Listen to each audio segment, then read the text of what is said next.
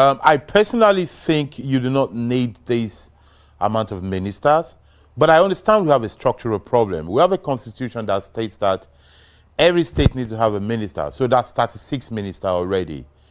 And this president is perhaps the most political president Nigeria has ever had, at least the most political of the Fourth Republic. So he comes with a baggage of a network of political people seeking political appointment. So it's very tough to ask him to reduce it. That I get. And it's not good for the system because, mind you, the need to have 36 ministers to represent each of the state is something that has to do with how flawed our system is, that we don't trust the system and everybody wants to be inside.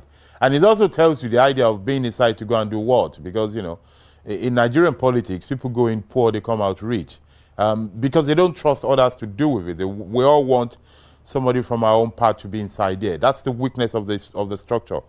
So that, I think, you know, it's gunpowder. What's he going to do? Start sacking people?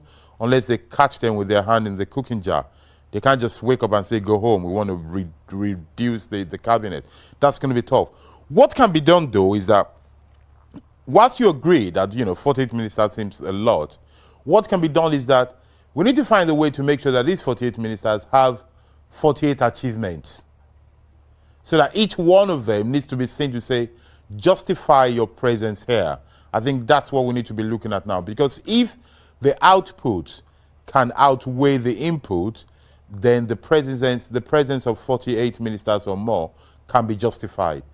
That said, it looks, you know, bloated in an era of, in 2024, an era of technology and light mechanisms and systems. But that, you know, but that's where we are. It's a Nigerian peculiarity because everybody has to be inside. What the president and the presidency can do is to make sure each one of them actually achieves something.